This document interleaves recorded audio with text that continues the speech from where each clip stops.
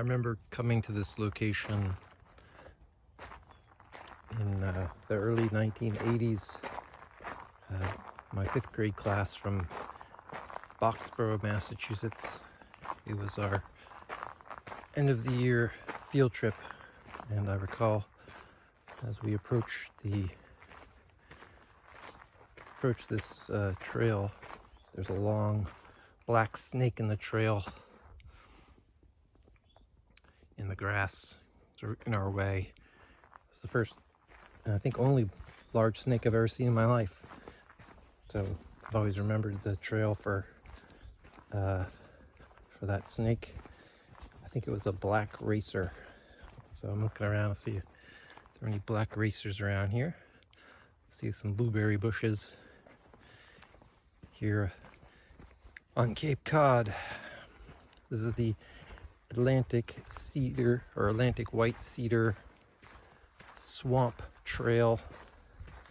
It's only about a mile long, near the Atlantic Ocean on Cape Cod, Massachusetts, United States of America. My name, Paul Medeiros, resident of the aforementioned, here today to see the amazing Atlantic white cedar swamp. It's early in the morning, not too early, but early enough that I'm the only person here. I think this forest is called the Maritime Forest. It's the forest near the ocean, near the water.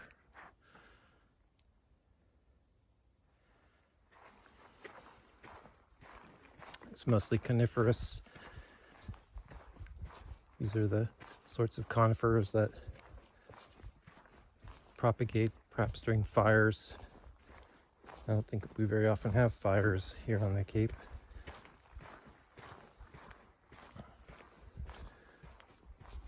Since we're near the ocean, the water is, or the trail is,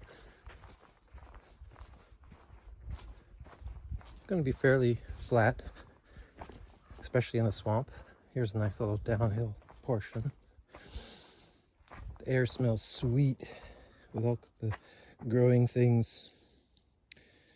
And there's little signs on the way here identifying some of the plants. There's some maritime oak species of some kind. Crows are crowing in the distance. And again, the air's tinged with the scent of the pines and some sweet flower somewhere. Couldn't be a happier place in June 2022.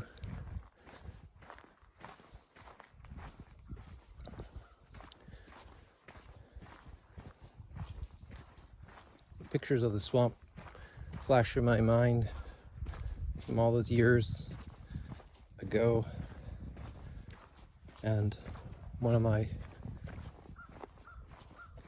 recollections is you wouldn't think when you get into the swamp that you're anywhere near the ocean.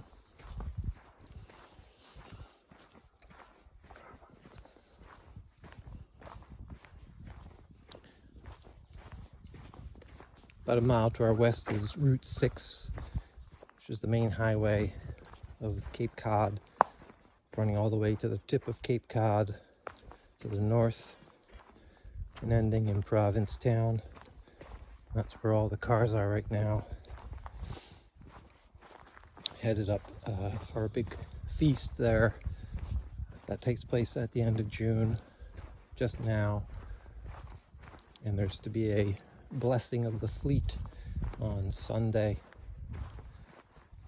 Today is Friday, so I'll be headed that way to see the feast on the Friday. And I've stopped here to visit this place from my youth, where once was a black snake. Trail's nice and soft here. You can see it's sand and lots of conifer seeds, so it's really nice walking and perfectly gentle. Now we're kind of far from the entrance. It's gotten very quiet, as if no human had ever trod here. This, of course, is where the pilgrims landed in the 17th century. Not exactly here, but further north, where that feast is going to be today, in Provincetown.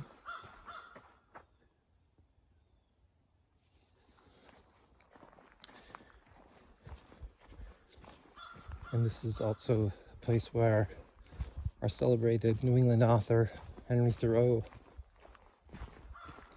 may have walked 150 years ago, when he walked with friends along the length of the Cape to see the Atlantic Ocean. He said he wasn't satisfied with scientific measurements and information as accurately and fully capturing the true meaning and value of the Atlantic Ocean and Cape Cod. So he walked the whole length of the Cape with a friend on foot and wrote down his observations and conversations in a book called Cape Cod, which I very much recommend. Here the agency in charge of the National Seashore has cut down some limbs that were blocking the trail. Blue jays are calling ahead of us, talking to each other, perhaps warning that there's somebody on foot coming into our swamp. Here's a nice staircase on the trail to make your way easy.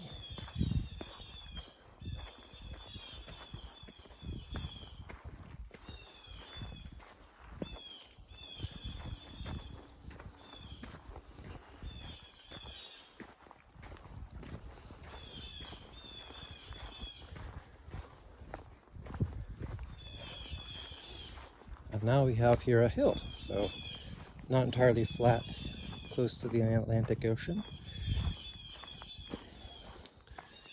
In fact, much of the Cape has sort of up and down small hills, perhaps former dunes shaped by the sea.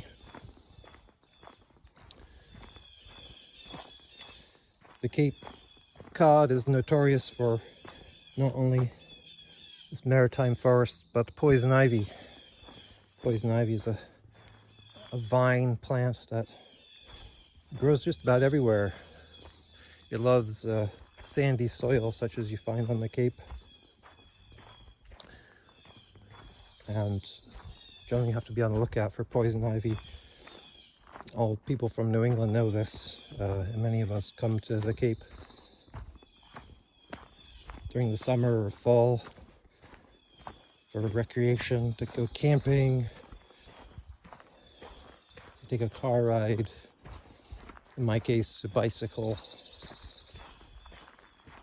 And among the many wonders is that creeping, terrible plant, poison ivy, known as PI, and perhaps many other names. And I don't see any here at this time, perhaps because it's very wild. Poison ivy likes human habitations in areas that have been disturbed by humans. This appears to be a path by the agency for accessing for fire management. And here's the trail, of course. The Atlantic Cedar Swamp. Welcome to the swamp. And that's me.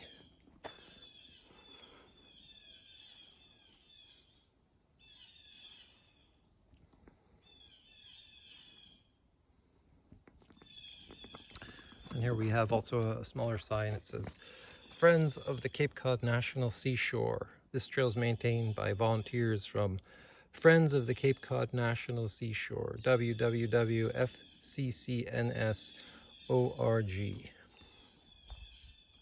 This trail presumably doesn't require too much maintenance, maybe a little clipping during the year.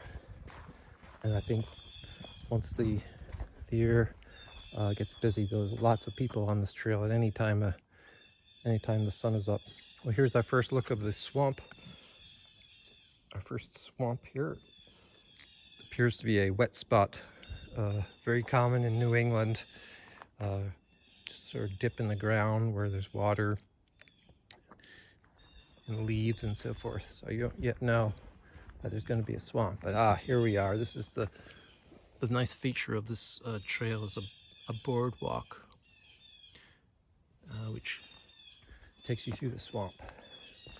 And the boardwalk is made of a plastic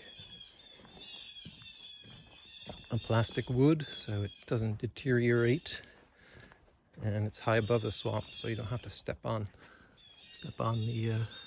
any of the swamp. I'm gonna take a little pan here now around the swamp. Up here's a visitor.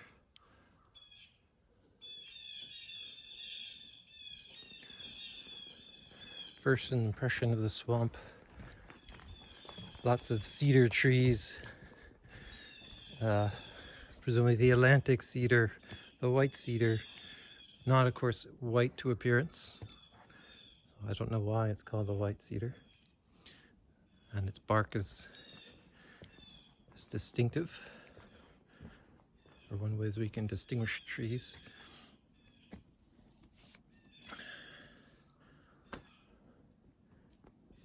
And here's another good example of the bark.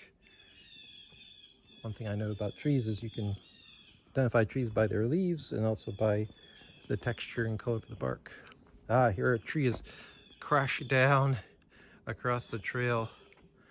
So this is a job for the Friends of the Atlantic White Cedar Swamp Trail to come clear this. It must have fallen during our winter storm and they haven't yet gotten here yet. So I'm going to duck down onto this little fall. And here are the trail parts, and from my remembrance, this is it's a big loop, so you can take either way you want to go. And now we're fully in our swamp.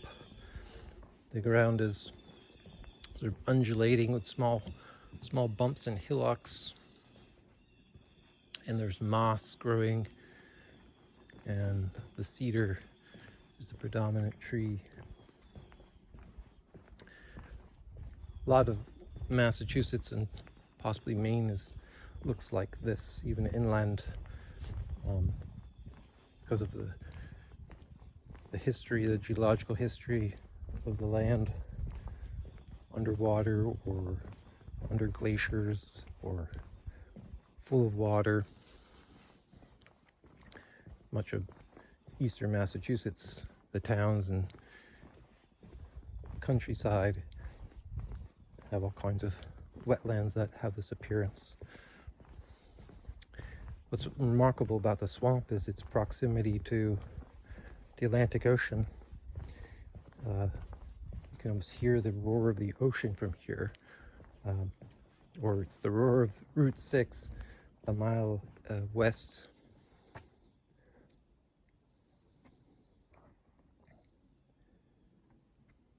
But standing here in this cedar swamp, you would have no idea that the vast Atlantic Ocean, filling the full horizon, smelling of the depths, is nearby.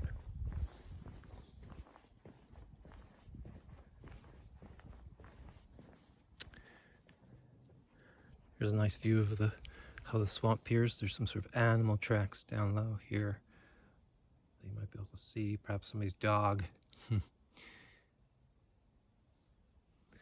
I'm reminded of the redwoods in faraway California, and how the tall redwoods up here. Very similar sort of peace and sort of foreignness to our ordinary human life sort of emerges as you walk through.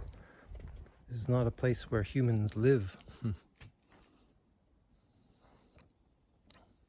It's a nice shot of a Atlantic white cedar with strong or orange-red colors.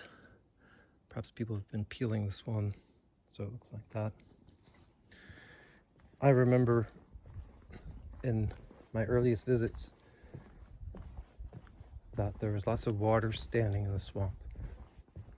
And so far the water is not visible. The ground is just simply between the little hills. It's very damp. Here's a good shot here. There's the path. So maybe there'll be sections where there's deeper water. No flowers are evident in blooming. There must be some nice wildflowers that grow in these swamps. I'm going to keep an eye out for any birds that might be passing through, or fungi. Here's a nice fungi, some kind of shelf fungi, maybe the turkey mushroom that grows on trees everywhere. This would be a great place for fungi during certain times of the year. And also ferns. Here's a fern. The friendly fern loves the moist soil, prefers shade rather than the direct sun.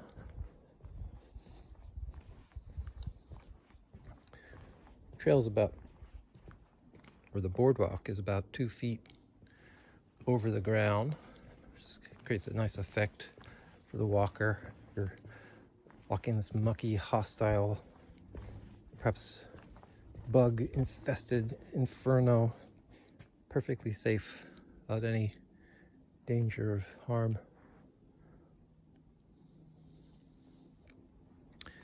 I can hear now the Route 6 far away. Trucks blaring their horns. All of them headed up north, bringing supplies to the different towns. We're technically here on federal property. This is United States government property, owned and managed in effect for the people by experts and officials and managers and volunteers.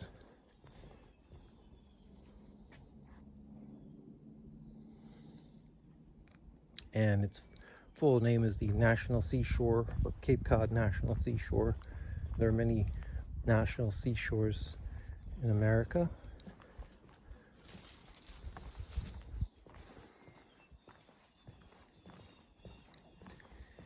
And our nearest town is Wellfleet, a historic town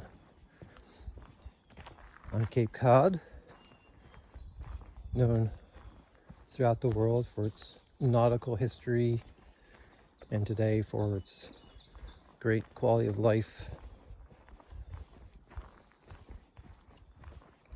Further north, there's the town called Truro, Truro, and then further north is Provincetown. Incredible places to live, to visit, to have a summer place to stay, or just a tent camp. I think that was the swamp. Yes, we're done with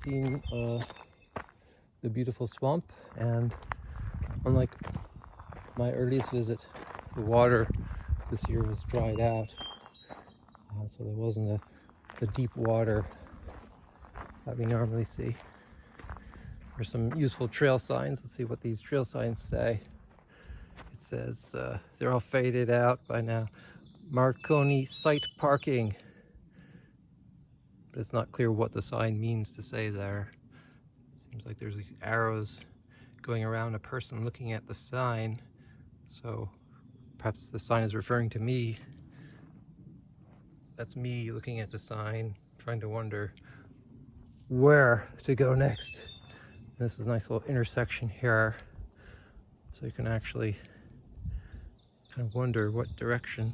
There's a path to the, maybe to the beach, and there's a path that I came on, and that's more of a road there, and then there's another path here. So if you're an ordinary pedestrian, right now you have actually no idea where to go. So I'm just gonna guess and go this way. This way looks good. It's not obviously a road. I suppose many children are lost every year here at the Atlantic White Cedar Swamp Trail. Just at that intersection. It's kind of an American tradition, or a Massachusetts tradition. Some people coming up ahead here, but that's a good sign for me. That must be where the cars are. This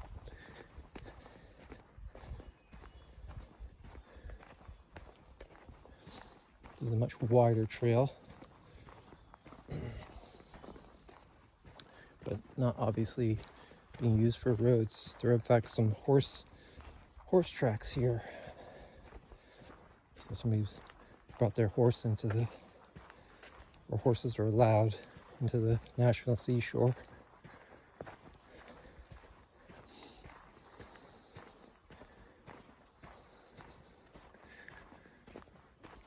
In the forest around here, all kinds of blueberry bushes. This is the blueberry bush. They're just coming out green and don't yet have flowers, or the flowers aren't visible yet. And I think typically they come ripe toward the fall, maybe in September or October. I think it varies. Here are some berries. Right there, some green berries. Or it could be a similar berry. Hello, how are you? Hello, how are you? Very good.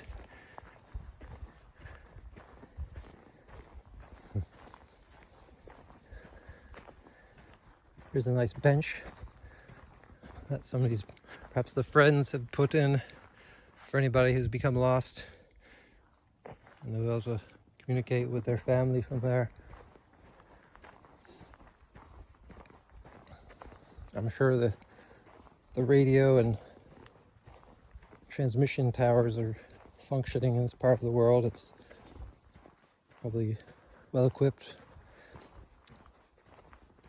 Back at near the trailhead, there's a plaque dedicated to Marconi, who sent radio signals across the Atlantic from here at the end of the 19th century and beginning of the 20th century.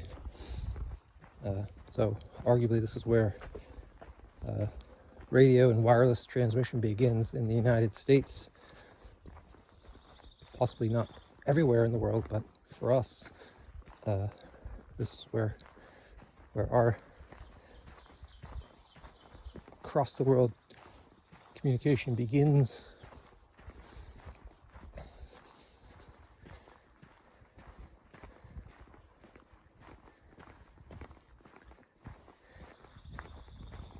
And I can see ahead some kind of clearing, so it must be walking out of the area. Here's an old marker and a trail of some kind, but we don't know where it's headed. There's signs at the front saying, "Beware of ticks." Ticks are a significant problem in our parks and wildlands and countryside, and they carry pathogens that are very, very dangerous to us.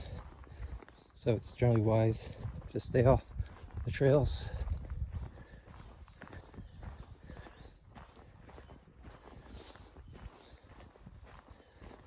Or at least to check yourself for ticks, and to carry tick repellent, which I generally don't bring.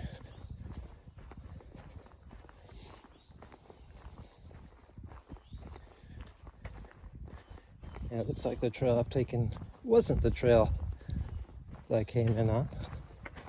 I was being very careful. So for all of those who visit the swamp trail, there's some incredible turns in there, and you'll just have to be patient, take deep breaths, and it's very likely that any trail will come out on the main road.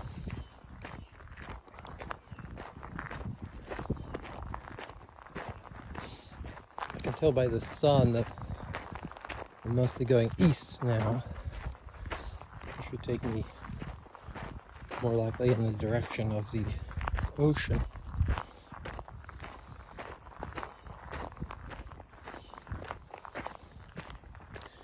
We've had pretty good rain in the last few weeks, and even last month, so it's surprising that the water wasn't high. I remember it was very deep brown, like a tea, and very still, which added to the ambiance. Like something out of Star Wars, you know, the place where Yoda lived. I can't recall which of the movies that was. Perhaps the third one. Had a big influence on everyone.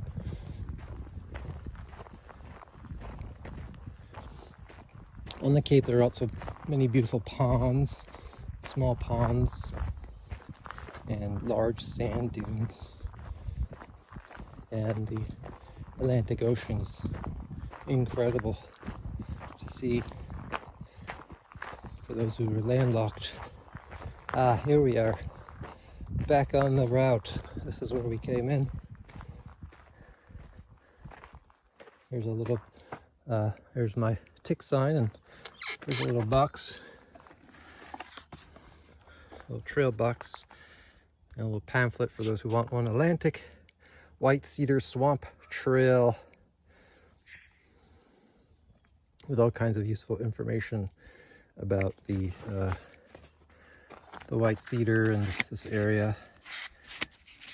Let's see if it says anything interesting. There's a nice useful map. There's a comfort station up front. Here we are. Let's hear what the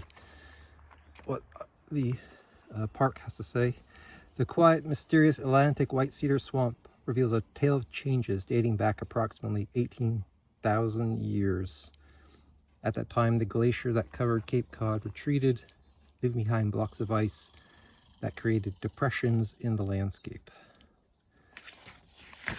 That's the story most of us here in New England learned, that the great glaciers carved out our land and made it hilly and boggy. And many people, myself included, grew up near wetlands. Well, that concludes our walk. There's some people who weren't here when I started. I'll give one parting goodbye. I'm off to the feast in Provincetown, and I look forward to making some further films.